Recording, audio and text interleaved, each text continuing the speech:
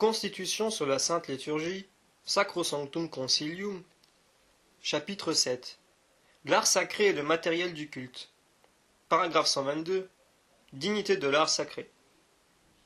Parmi les plus nobles activités de l'esprit humain, on compte à très bon droit les beaux-arts, mais surtout l'art religieux, et ce qui en est le sommet, l'art sacré. Par nature, il vise à exprimer de quelque façon dans les œuvres humaines la beauté infinie de Dieu, et il se consacre d'autant plus à accroître sa louange et sa gloire, qu'ils n'ont pas d'autre propos que de contribuer le plus possible par leurs œuvres à tourner les âmes humaines vers Dieu. Aussi, la vénérable mère Église fut-elle toujours amie des beaux-arts, et elle n'a jamais cessé de recueillir leur noble ministère, surtout afin que les objets servant au culte soient vraiment dignes, harmonieux et beaux, pour signifier et symboliser les réalités célestes. Et elle n'a jamais cessé de former des artistes. L'Église s'est même toujours comportée en juge des beaux-arts, discernant parmi les œuvres des artistes celles qui s'accordaient avec la foi, la piété et les lois traditionnelles de la religion, et qui seraient susceptibles d'un usage sacré. L'Église a veillé avec un zèle particulier à ce que les objets sacrés contribuent de façon digne et belle à l'éclat du culte, tout en admettant, soit dans les matériaux, soit dans les formes, soit dans la décoration, des changements introduits au cours des âges par les progrès de la technique. Les pères ont donc décidé en ces matières de décréter ce qui suit. Paragraphe 123. Les styles artistiques. L'Église n'a jamais considéré aucun style artistique comme lui appartenant en propre, mais, selon le caractère et les conditions des peuples et selon les exigences des divers rites, elle a admis les genres de chaque époque, produisant au cours des siècles un trésor artistique qu'il faut conserver avec tout le soin possible. Que l'art de notre époque est celui de tous les peuples et de toutes les régions, et lui aussi, dans l'Église, liberté de s'exercer, pourvu qu'ils servent les édifices et les rites sacrés avec le respect et l'honneur qui leur sont dus. Si bien qu'il soit à même de joindre sa voix à cet admirable concert de gloire que les plus grands hommes ont chanté en l'honneur de la foi catholique au cours des siècles passés. Paragraphe 124. Les ordinaires veilleront à ce que, en promouvant et favorisant un art véritablement sacré, ils aient en vue une noble beauté plutôt que la seule somptuosité. Ce que l'on doit entendre aussi des vêtements et des ornements sacrés. Les évêques veilleront aussi à ce que les œuvres artistiques qui sont inconciliables avec la foi et les mœurs, ainsi qu'avec la piété chrétienne, qui blessent le sens vraiment religieux ou par la dépravation des formes, ou par l'insuffisance, la médiocrité ou le mensonge de leur art, soient soigneusement écartés des maisons de Dieu et des autres lieux sacrés. Dans la construction des édifices sacrés, on verra attentivement à ce que ceux-ci se prêtent à l'accomplissement des actions liturgiques et favorisent la participation active des fidèles. Paragraphe 125. Les images sacrées. On maintiendra fermement la pratique de proposer dans les églises des images sacrées à la vénération des fidèles, mais elles seront exposées au nombre restreint et dans une disposition appropriée, pour ne pas susciter l'étonnement du peuple chrétien, à ne pas favoriser une dévotion mal réglée. Paragraphe 126.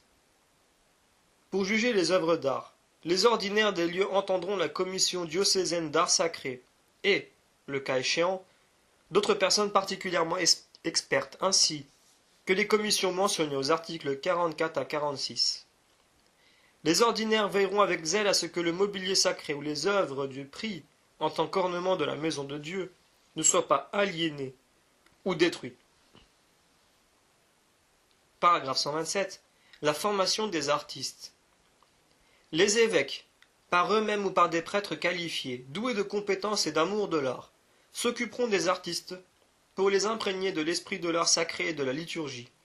De plus, on recommande la création d'écoles ou d'académies d'art sacré pour la formation des artistes dans les régions où on le jugera bon.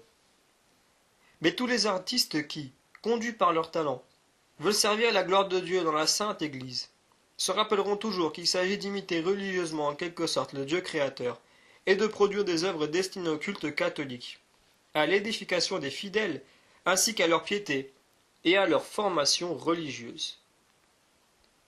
Paragraphe 128. Révision de la législation sur l'art sacré.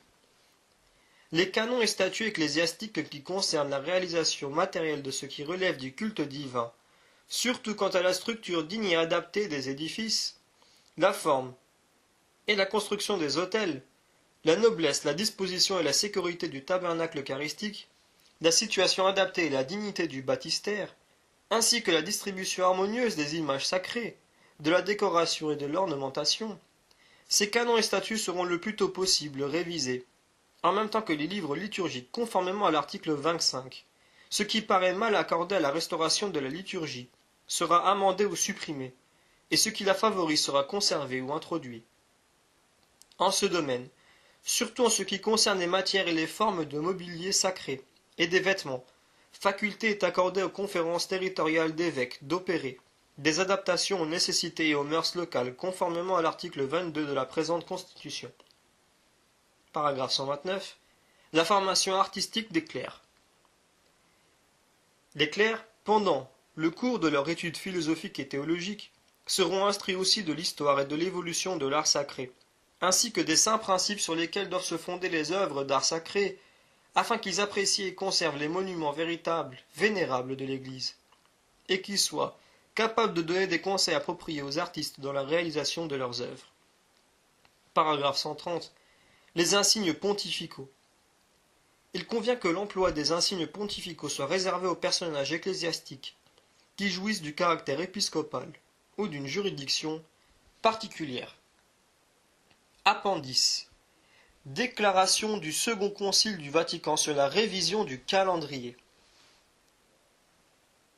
Le Saint Concile œcuménique, deuxième du Vatican, estimant d'une grande importance les désirs de beaucoup en faveur de la fixation de la fête de Pâques à un dimanche déterminé et de la stabilisation du calendrier, après avoir attentivement pesé les conséquences possibles de l'introduction d'un nouveau calendrier, déclare ce qui suit.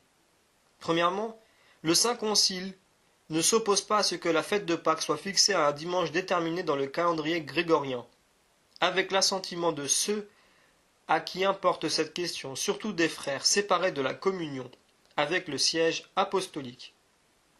Secondement, en outre, le Saint Concile déclare qu'il ne s'oppose pas aux objets qui visent à introduire dans la société civile un calendrier perpétuel. Mais parmi les divers systèmes qui sont imaginés pour établir un calendrier perpétuel et l'introduire dans la société civile, l'Église ne s'oppose pas à cela seulement, qui observe et sauvegarde la semaine de 7 jours avec le dimanche sans intercaler aucun jour hors de la semaine, de telle sorte que la succession soit laissée intacte, à moins que n'interviennent des motifs très graves dont le siège apostolique aurait à juger.